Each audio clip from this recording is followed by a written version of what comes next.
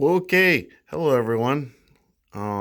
This is Cryptic Paradigm, and I'm about to do a review of the Saberforge Nova.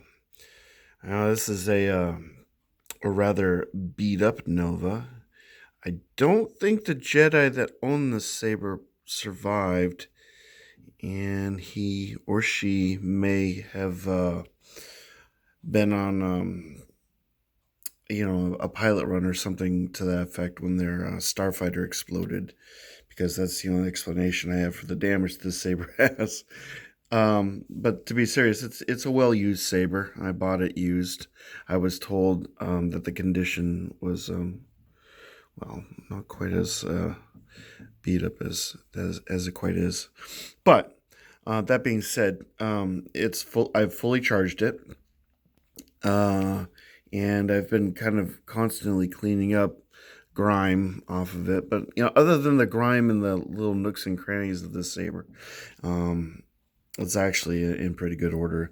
The blade's in good condition. The LED works. All the functions work. So I really can't complain. So let's get into it.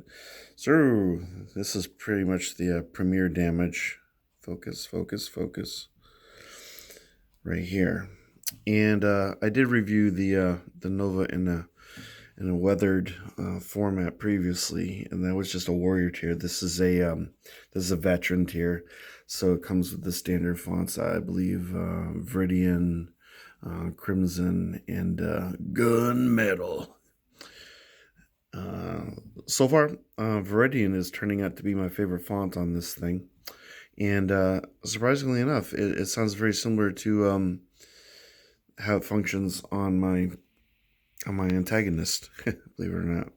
Anyway, so one of the main features of this saber is this wonderful set of windows on the emitter, and this little flanged emitter, kind of like the flanging is sort of created by these concentric rings right here, which is it's quite fascinating, and it ends in this little silver highlight around the area where the blade inserts, and then the blade, of course, goes all the way to about there, giving you the full effect of the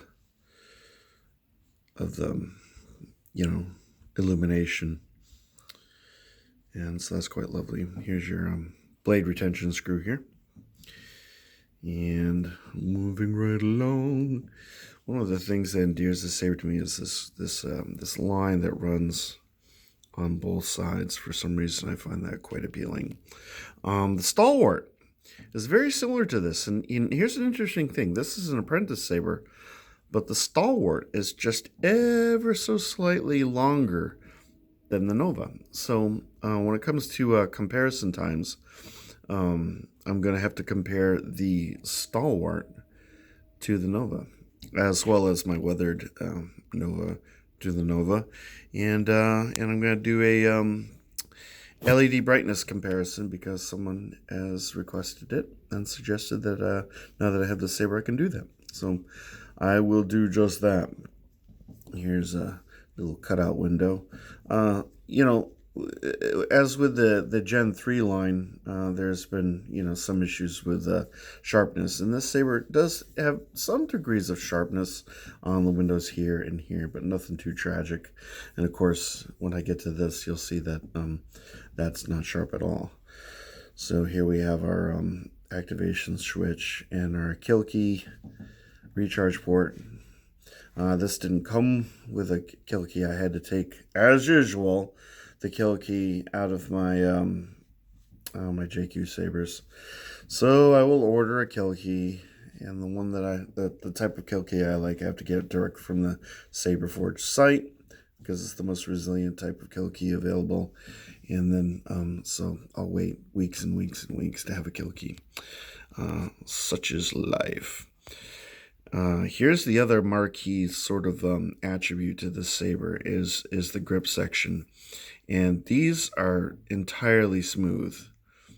Every single one. There's not a burr on them, not a sharp edge. Entirely smooth. You can run your hand along this, and you won't injure yourself whatsoever. So that's really really nice. It's a very endearing. I'm actually really excited to have this saber because it's so easy to handle and wield, and it's very comfortable. Kind of small, so it fits in the hands. Um, two-handed and one-handed. It's the perfect size for me, anyway. Okay, here's some more battle damage. This was from when the cockpit like filled up with flames, and then shrapnel started flying around everywhere, and then as the Jedi's body tore apart, and the saber was flung free, it clipped a wing, just as it exploded, and this bit cracked off. It's my story. I'm sticking to it. That explains all this damage around here. Most of the damage is around the pommel, which is kind of unfortunate because the pommel's really nice on this thing. The interesting thing is I took the pommel off, put the pommel back on, and there's like perfect alignment here. Well, not perfect, but near perfect, mostly perfect. Very, very near, mostly perfect. With my weathered version, this doesn't align at all, but this section where it kind of apexes here lines up with the groove here, and I really appreciate that. It's nice affectation there. And then of course the end of the pommel. So that's kind of the stem to stern view of this thing. Now it does run a Viridian soundboard, a veteran soundboard, and Saberforge Viridian. So I've got Viridian on. It's not Arctic blue, but I don't think it's the deep blue. I'm not exactly sure which blue this is, but I've got this on a mild flicker, and of course this has the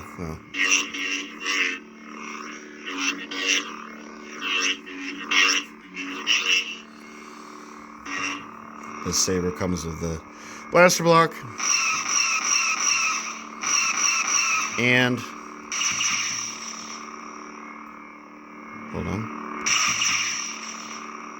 I keep screwing it up.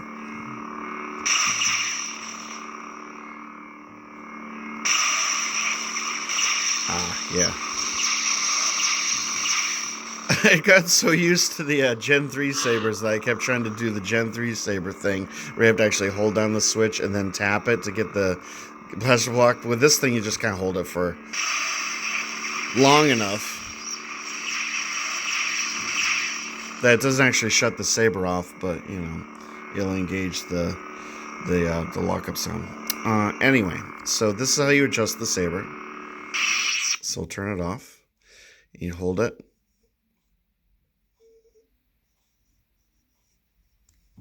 Come on now.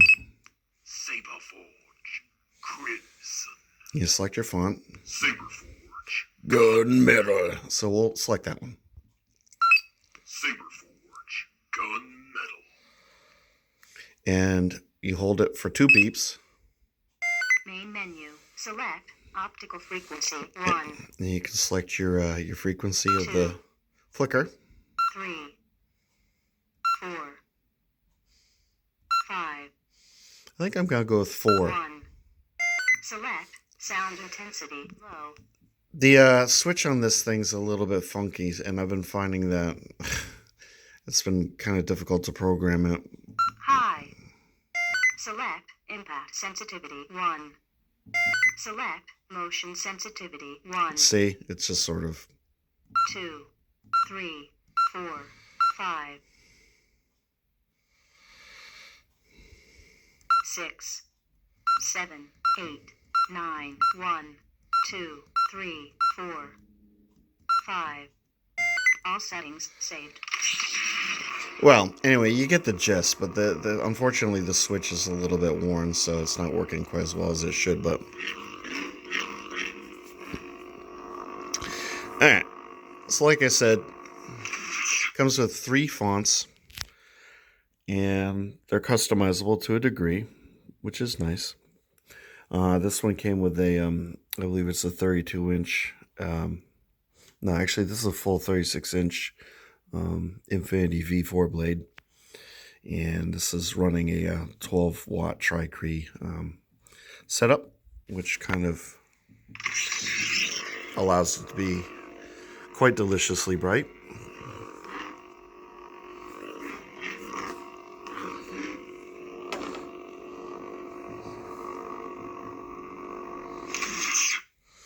And that pretty much sums up what this thing can do.